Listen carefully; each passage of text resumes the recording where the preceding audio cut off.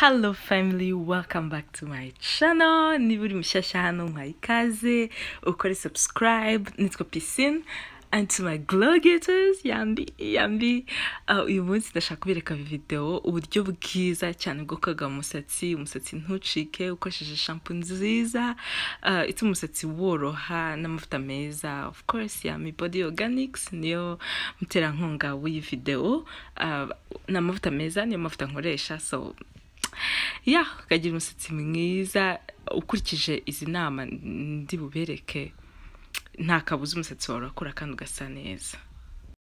Nkoresha African Black Soap Shampoo. Ni shampoo nziza isukura umusatsi hahandi wumva ko umwanda wose ishizemo, umusatsi ugasigara worohereye urimo amazi, uhumura neza kandi ituma umusatsi udacika ku buryo nyine nta kintu cyatuma umusatsi wawe udakura, kuko iyo ukoresha shampoo nziza nicyo cyambere. Ikoze mu buryo wogamo nyine umwanda wose ugashira mu musatsi kandi umusatsi ugasigara woroshye. Nkurikizaho rero Miraculous Deep Treatment, ni nka après shampoo.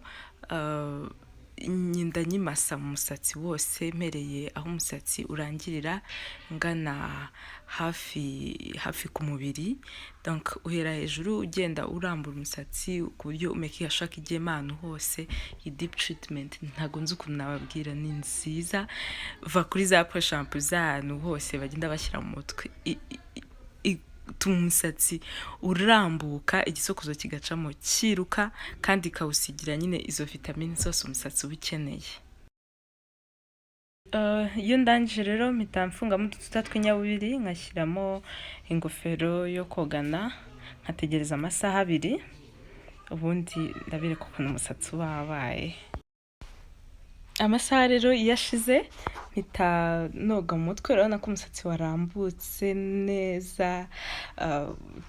Nkoresha agashampoo gake karinganiye n'amazi. Ushobora gukoresha ashyushye, ushobora gukoresha akonje, nta kintu byose bitwaye ukogamo, kubera ko iriya conditioner ibirimo amavitamine menshi cyane ashobora kuba aremereye ku buryo umusatsi ushobora wenda nko kwangirika. Niyo mpamvu ukoresha agashampoo gake ukayikuramo. Urabona umusatsi ukuntu umeze, ni mwiza, urarambutse, nyine ni byiza cyane. So umusatsi usigamo hair butter ugitose, kandi ni byiza gukoresha echarpe cyangwa undi mwenda woroshye utaresume, kuko esume yangiza umusatsi. Nkahita nkoresha hair butter ku musatsi gusa. Ku mubiri rero nkoresha ayandi mavuta. Kugira ngo rero ubashe gukora ku mubiri neza bisaba ko ushyiramo udututa n'umusatsi ukarambuka, kandi ukabasha gushyiramo amavuta hose. Urabona ko nta musatsi uba wacitse.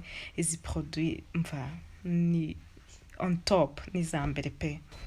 Aha rero mpitamo amavuta yaba avocado oil, Jamaican black castor oil, black seed oil, miraculous hair oil cyangwa coconut oil. Hano nakoresheje hair oil, ni yindi niyo ufite uruhara nk'abagabo batangiye gutakaza umusatsi witwa uza.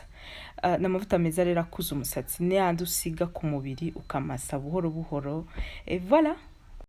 Niba rero ufite ikibazo cy'umusatsi udakura, imisatsi y'imbere icika, imisatsi ipfuka, imvuvu, aya mavuta na ya mbere. Ubu buryo bwo koga mu musatsi ni bwo buryo bwiza bwizewe butuma umusatsi udacika kandi ugahora umeze neza, wumva worohereye, atari umusatsi ukanyaraye.